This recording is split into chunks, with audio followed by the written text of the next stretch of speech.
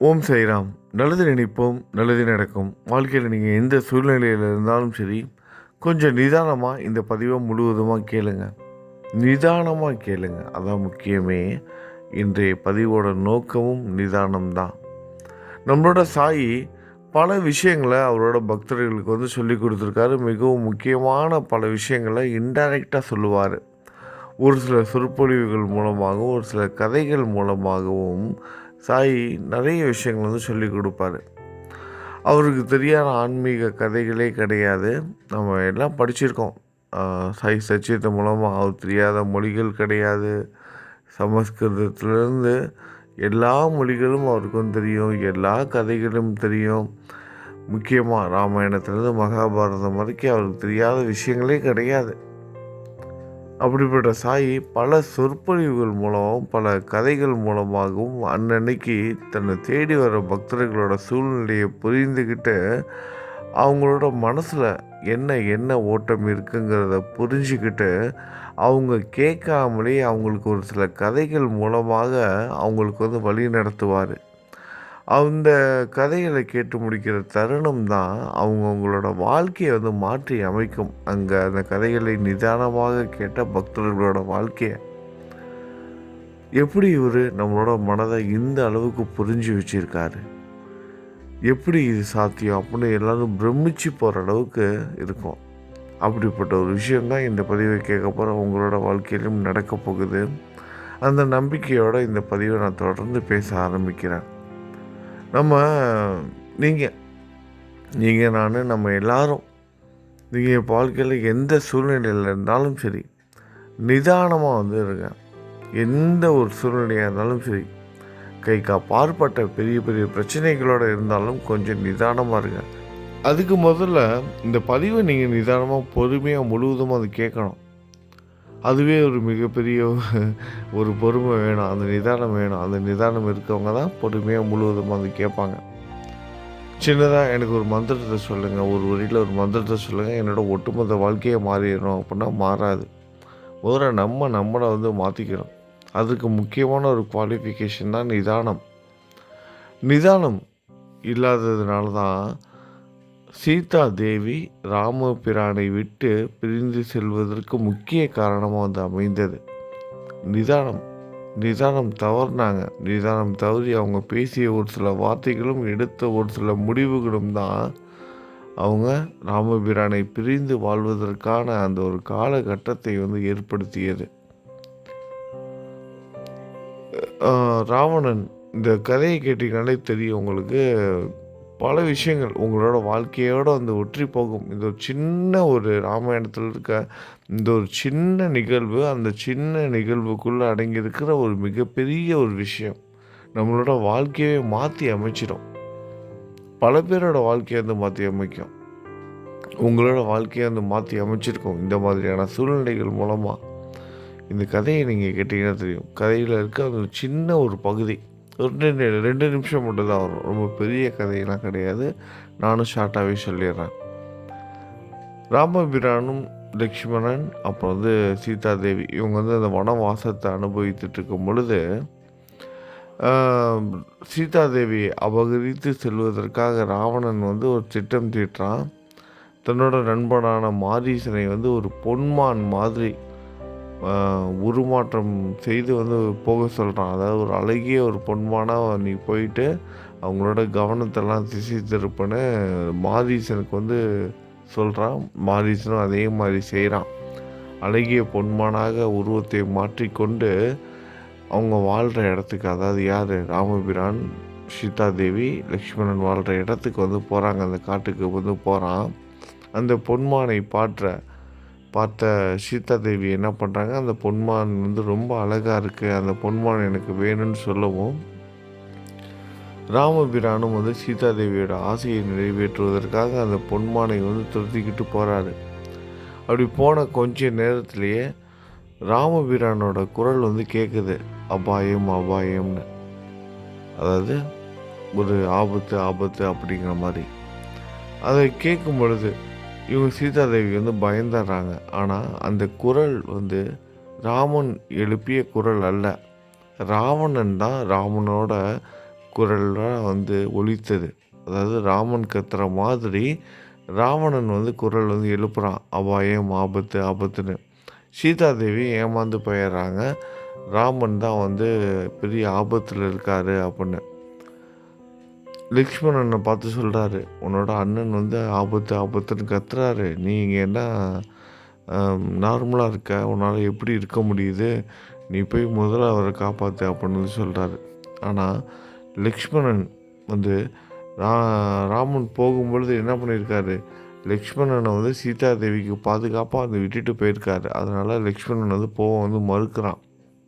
இல்லை, ராமனுக்கு வந்து எங்கள் அண்ணனுக்கு ஒன்றும் ஆகாது, நீங்கள் எதை நினச்சி பயப்படாதீங்க, என்னை வந்து உங்களுக்கு வந்து பாதுகாப்பாக இருக்க சொல்லியிருக்காரு, அதனால் நான் உங்களை விட்டுட்டு போக முடியாது அப்படின்னு லக்ஷ்மணன் வந்து சொல்கிறார். ஏன்னா ராமனோட பேச்சை வந்து லக்ஷ்மணன் தட்ட மாட்டார். நம்ம எல்லாருக்கும் தெரியும், ராமனோட பேச்சு தான் தெய்வ வாக்கு அவருக்கு.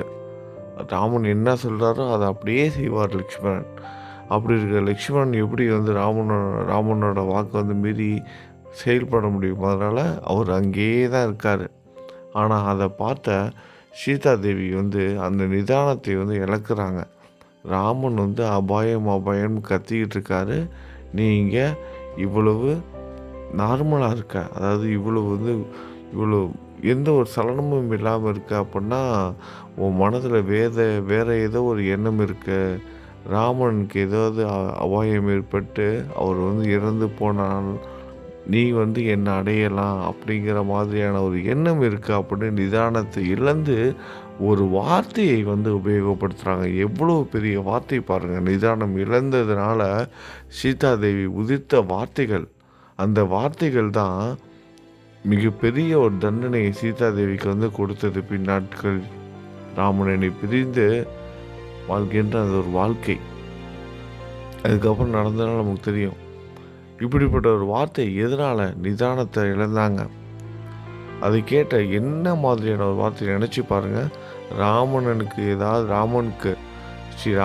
ஏதாவது ஆகணும், உன்னோட அண்ணன் இறந்துட்டா நீ வந்து என்னை வந்து அடையலாங்கிற ஒரு எண்ணம் உன் மனசுக்குள்ளே இருக்கு போல், அதனால தான் நீ வந்து இவ்வளவு நார்மலாக இங்கே இருக்கிற, இல்லைனா நீ இங்கே இருப்பியா அப்படின்னு சொல்கிறத கேட்டதுக்கப்புறம் அவரால் ஒன்றும் பேச முடியல.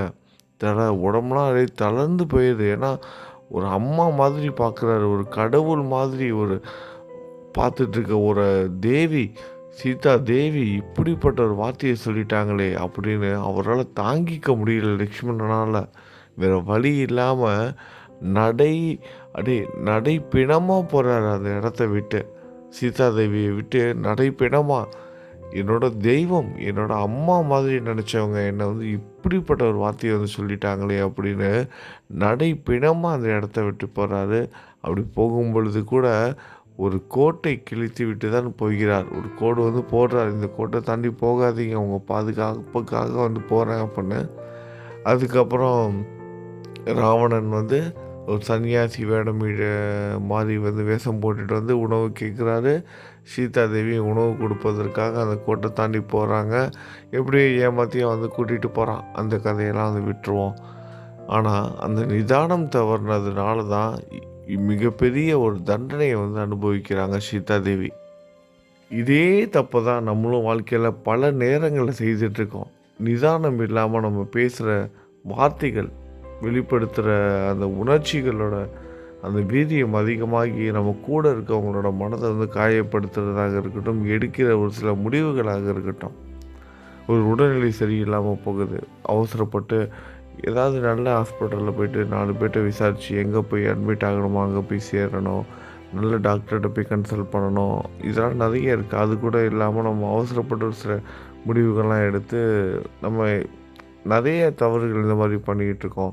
இது மட்டும் இல்லாமல் திருமண வரன்களாக இருக்கட்டும், அப்புறம் குழந்தையோட ஹையர் ஸ்டடீஸாக இருக்கட்டும், ஸ்கூலில் சேர்க்கறது, காலேஜில் சேர்க்கறதா இருக்கட்டும், இந்த மாதிரி எந்த ஒரு வேலையில் சேர்றது, எதா வேணால் இருக்கட்டும், வீடு கட்டுறதா இருக்கட்டும், இடம் வாங்குறதா இருக்கட்டும், எதாக இருந்தாலும் நமக்கு வந்து கொஞ்சம் பொறுமை இருக்கணும், நிதானம் இருக்கணும்.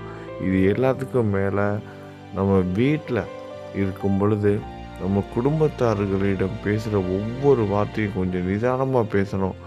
கொஞ்சம் சூழ்நிலை சரியில்லைன்னா நம்ம அந்த கோபத்தை வந்து வெளிப்படுத்தக்கூடாது. நிதானம்லாம் தவறணும் அப்படின்னா நம்மளோட வாழ்க்கையே வந்து மாறி போயிடும். இதற்காக தான் நம்மளோட சத்குரு சாயிநாதர் வந்து என்ன பண்ணுறாரு, ஆன்மீக கதைகள்லாம் நிறைய படிங்கன்னு தன்னோட பக்தர்களுக்கு வந்து என்கரேஜ் வந்து பண்ணிக்கிட்டே இருந்தார் அவர் வாழும் பொழுது. இன்றைக்கி நம்ம அதெல்லாம் செய்கிறத வந்து விட்டுட்டு நம்ம வந்து என்ன பண்ணுறோம், அவர் சொல்கிறதெல்லாம் புரிஞ்சிக்காமல் வழிபாட்டு முறைகளுக்கு மட்டுமே தான் முக்கியத்துவம் தரோம். இப்படி விளக்கேற்றலாமா, அப்படி விளக்கேற்றலாமா, இந்த பொருட்களை வைத்து பூஜை செய்யலாமா, அந்த பொருட்களை வைத்து பூஜை செய்யலாமா, இந்த நாளில் இந்த ஹோமம் வளர்க்கலாமா, அந்த நாளில் அந்த ஹோமம் வளர்க்கலாமா, இத்தனை பேருக்கு அன்னதானம் கொடுக்கலாமா, இப்படி பண்ணோம்னா உடனே அதிசயம் நிகழ்ந்துருமா, அபூர்வம் நிகழ்ந்துருமான்னு இதை பற்றியே தான் சிந்திச்சுக்கிட்டே இருக்கோம். ஆனால் அன்றாட வாழ்க்கையில் நம்ம செய்கிற தவறுகள்லேருந்து நம்ம வெளியே வர்றதே இல்லை. தொடர்ந்து நிறைய தவறுகள் செய்துக்கிட்டே தான் வரோம். இது எல்லாத்துலேயும் நம்ம கவனம் செலுத்தணும் அப்படின்னா நம்மளோட வாழ்க்கையும் நல்லாயிருக்கும், நம்மளோட சாயும் சந்தோஷப்படுவார். நம்ம சொல்கிறத கேட்டு நம்மளோட பையன், நம்மளோட குழந்தை நல்ல வழியில் போகிறான் அப்படிங்கிற அந்த ஒரு சந்தோஷமும் சாய்க்கு வந்து கிடைக்கும். அவரும் நம்மக்கிட்ட எப்பொழுதும் நெருக்கமாகவே வந்து இருப்பார். நம்ம கொஞ்சம் நிதானமாக இருப்போம். இந்த மாதிரி ஆன்மீக கதைகள் படிப்பதை காட்டிலும் அதை புரிந்து கொள்வது மிகவும் முக்கியமானது. இந்த மாதிரி சின்ன சின்ன சம்பவங்கள் கூட நம்ம வாழ்க்கைக்கு மிகவும் தேவையானது. இந்த மாதிரியான ஒரு லீலைகள் பகவான் மூலமாக நடந்தது எல்லாமே நமக்கு கற்றுக் கொடுத்த ஒரு சில பாடங்கள் தான். என்னடா சீதாதேவி போய் இப்படி பேசிட்டாங்களே அப்படின்னு நம்ம நினைக்கக்கூடாது. இதெல்லாம் வந்து ஒரு திருவிளையாடல். இதெல்லாம் வந்து ஒரு நமக்கு சொல்லி கொடுப்பதற்காக இறைவன் நடத்திய லீலைகளாக தான் இதெல்லாம் நம்ம வந்து பார்க்கணும். நீங்கள் இந்த மாதிரி ஆன்மீக கதைகள்லாம் படிக்கும்போதும் கேட்கும்போதும் அதில் இருக்கிற அந்த சின்ன சின்ன நிகழ்வுகள் மூலமாக உள்ள அந்த ஆழமான ஒரு சில விஷயங்கள் நம்ம வந்து புரிஞ்சுக்கிட்டு நடந்தோம் அப்படின்னா நிச்சயமாக நம்மளோட வாழ்க்கை நல்லபடியாக அமையும். கொஞ்சம் நிதானமாக இருங்க. எந்த ஒரு முடிவு எடுத்தாலும் நிதானமாக எடுங்க. எல்லாமே நல்லதாகவே நடக்கட்டும். நல்லது நினைப்போம், நல்லது நடக்கும். ஓம் சாய்ராம்.